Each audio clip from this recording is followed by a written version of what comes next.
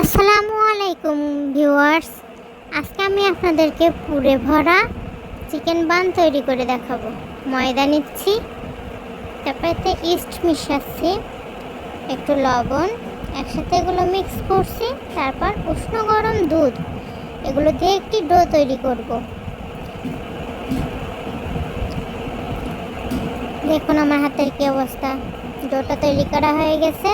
এখন আমি সামান্য তেল দিয়ে ডোটাকে ঢেকে দিয়ে কড়াইতে তেল দিচ্ছি, একটু লবণ ছিটা দিলাম,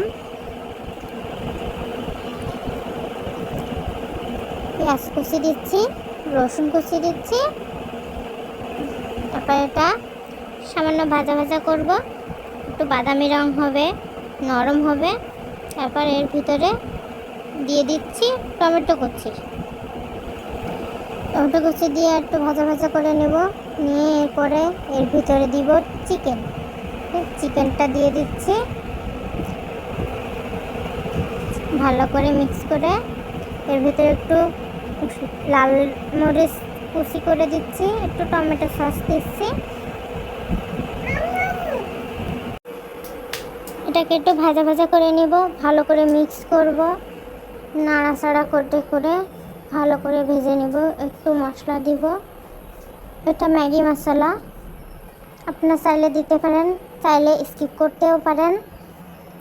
এই তো আমার প্রায় হয়ে এসেছে। এবার চারদিক থেকে সুন্দর করে এক জায়গায় করে আমি এটা নামিয়ে দিব। ব্যাস হয়ে গেল। দেখুন ডোটা দ্বিগুণ ফুলে গেছে। এবার এই ডো নিয়ে আমি বনটা তৈরি করব। একটু একটু ডো নিলাম, এর ভিতরে পুরটা দিয়ে দিলাম, চারদিক থেকে টেনে তুলে মুখটা মেরে দিলাম। এই তো হয়ে গেল বন। এভাবে একে একে অনেকগুলো তৈরি করে নিয়েছি।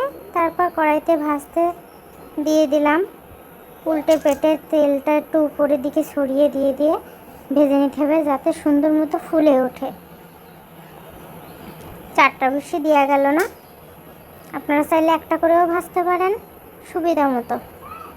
আমি বড় কড়াই নিচ্ছি দেখে চারটা দিতে পেরেছি। এবার এটা বাদামি করে ভেজে নেব। চুলার আঁচ আমি মাঝারি আঁচ রেখেছি। বাদামি করে ভেজে নিয়ে এবার এটিকে আমি নামিয়ে দিব। এই তো রং ধরে এসেছে, সুন্দর কালার এসেছে, দেখুন বেশ সুন্দর ভাজা ভাজা হয়েছে। তো উল্টে পাল্টে দিচ্ছি। এবার আমি উঠিয়ে নিচ্ছি, এগুলো ভাজা হয়ে গেছে। আজকে এ পর্যন্তই। ধন্যবাদ। আমার ভিডিও দেখার জন্য আপনাদেরকে অসংখ্য ধন্যবাদ। এভাবেই পাশে থাকবেন। আল্লাহ হাফেজ।